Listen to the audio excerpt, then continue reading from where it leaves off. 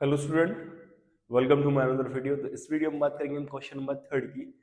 And इसमें आपको बताना है कि जो आपको इक्वेशंस दे रखी हैं, दो इक्वेशन दे रखी हैं हर एक पार्ट में। इन इक्वेशंस का यूज करके आपको बताना है कि कंसिस्टेंट शो कर रहा है या इनकंसिस्टेंट शो कर रहा है। सबसे पहले जो आपने क्वेश्चन नंबर 2 किया था उसी की तरीके से करना है, कंपेयरिंग रेशियोज करके। बट इसमें थोड़ा सा ट्विस्ट मैं आपको बता देता हूँ कि जो इक्वेशंस ऑफ लाइन या pair of equation intersecting line show करेगा, ठीक है, या फिर कोइंसिडेंट शो करेगा, वो कंसिस्टेंट होगा। एंड जो पैरेलल लाइन शो करेगा वो इनकंसिस्टेंट होगा। कंसिस्टेंट से मतलब ये है कि कोई ना कोई सॉल्यूशन फाइंड होना चाहिए, और इनकंसिस्टेंट से मतलब ये है कि कोई भी सॉल्यूशन फाइंड नहीं होगा। समझ में आई? तो जो pair of equations parallel line show करेगा वो इनकंसिस्टेंट, और जो इंटरसेक्टिंग लाइन और कोइंसिडेंट शो करेगा वो कंसिस्टेंट। तो प्रीवियस क्वेश्चन की तरह ही करेंगे इसे। काफी इजी क्वेश्चन है, ठीक है। तो स्टार्ट कर लेते हैं। फर्स्ट का सॉल्यूशन कर रहा हूं मैं। देखो यहाँ पे कंपेयर करने पर a1 क्या हो जाएगा 3, b1 क्या हो जाएगा बेटा 2, एंड c1 क्या हो जाएगा। देखो इसको इधर लेके आते हैं तो माइनस का 5 हो जाएगा ये, ठीक है। a2 क्या हो जाएगा बेटा यहाँ पे 2, b2 क्या हो जाएगा यहाँ पे माइनस का 3, एंड c2 क्या हो जाएगा यहाँ पे माइनस का 7, ठीक है। तो a1 अपॉन a2 क्या हो जाएगा बेटा 3/2 हो जाएगा। b1 अपॉन b2 क्या हो जाएगा 2/-3 हो जाएगा। और c1 अपॉन c2 क्या हो जाएगा यहाँ पे माइनस का 5/-7। देखो क्लियर दिख रहा है कि इसमें कोई भी रेशियो सेम नहीं है, तो लिख देंगे comparing the ratio, compare the ratios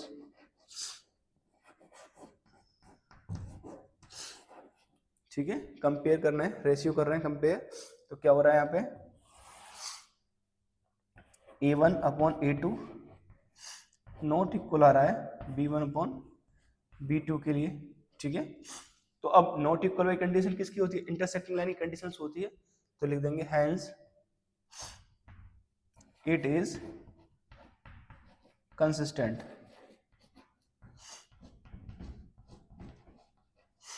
समझ में आया? काफी इजी है। अब इसका सेकंड पार्ट कर लेते हैं बेटा।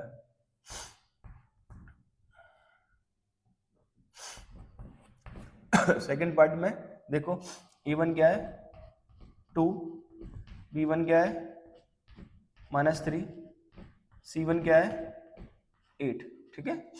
ऐसे ही a2 क्या है 4, b2 क्या है -6, c2 क्या है 9, ठीक है। तो यहाँ पे बेटा a1 अपॉन a2 क्या हो जाएगा आपका 2/4, सिंप्लीफाई करने पर क्या बचेगा ये 1/2, b1 upon b2 is equal to -3/-6, simplify करने पर क्या हो जाएगा 1/2, एंड c1 अपॉन c2 को सिंप्लीफाई नहीं कर सकते हो तो 8/9 ही रहेगा, ठीक है। अब इन रेशियोज को कंपेयर करोगे तो आप देख रहे हो a1 अपॉन a2 भी 1/2 है, b1 अपॉन b2 भी क्या है 1/2 है, ठीक है। तो लिख देंगे कंपेयर रेशियोज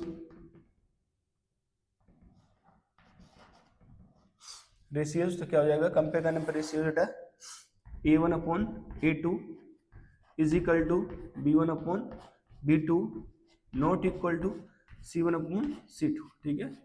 तो ये किसी कंडीशन है, पैरेलल लाइन की कंडीशन है, ठीक है। तो इसलिए क्या हो जाएगा इनकंसिस्टेंट। तो लिखेंगे हेंस इट इज इनकंसिस्टेंट,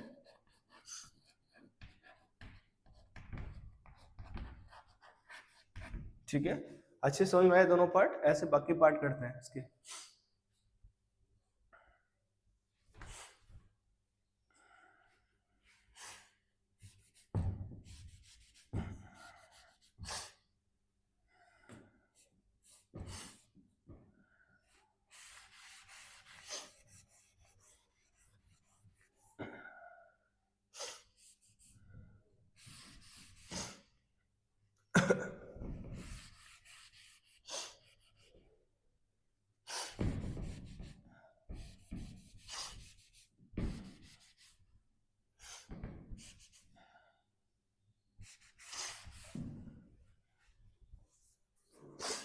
देखो थर्ड वाला पार्ट कर रहा हूँ बेटा मैं अब।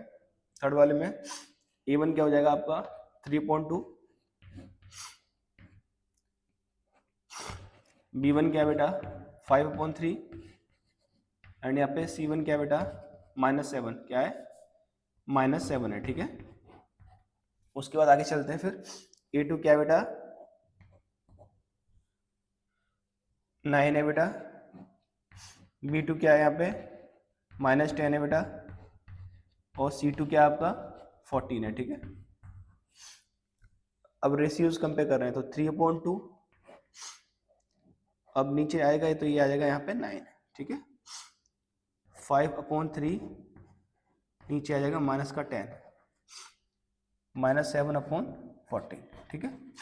देखो 3 से 3 टाइम कट गया, समझ में नहीं है तो एक और स्टेप बढ़ा लेंगे इसका।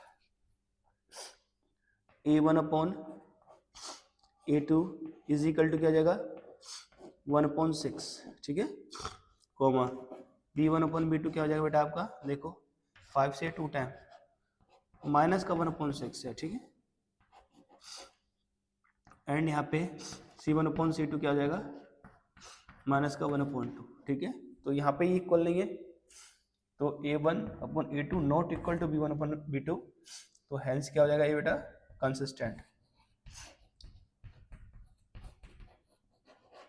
समझ में आया। ऐसे इसका सेकंड पार्ट कर लेंगे, फोर्थ पार्ट में देखिए A1 क्या है 5 है बेटा, B1 क्या है -3 है, और C1 क्या है -11 है, ठीक है। इधर लाएंगे तो माइनस का हो जाएगा। A2 क्या है -10 है, B2 क्या है 6 है, और C2 क्या है +22 हो जाएगा, ठीक है। कंपेयर करने पर देखो 5/-10 सिंप्लीफाई करूंगा तो 1/2 किसका माइनस का, ठीक है। -3/6 सिंप्लीफाई करूंगा तो ये भी माइनस का 1/2, ठीक है। और माइनस का 11/22 इसको से सिंप्लीफाई करूंगा तो माइनस का 1/2 आ जाएगा, ठीक है।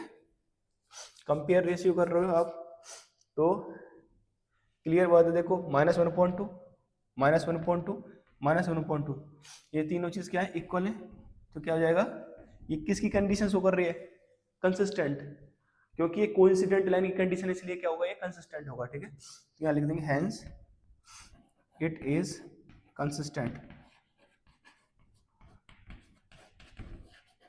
समझ में बेटा नहीं है, काफी इजी क्वेश्चन है। चलो अब लास्ट पार्ट रहेगा उसे भी कर देता है।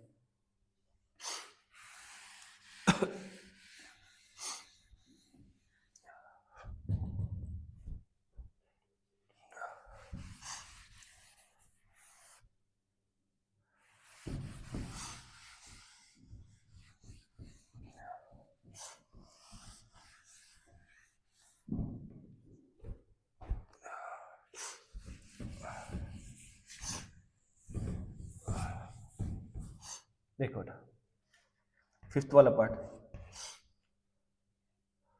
E1 क्या है फिफ्थ वाले पार्ट में 4/3, B1 क्या है आपका 2, और C1 क्या है आपका -8, ठीक है। A2 क्या है 2, B2 क्या है 3, और C2 क्या है -12, ठीक है।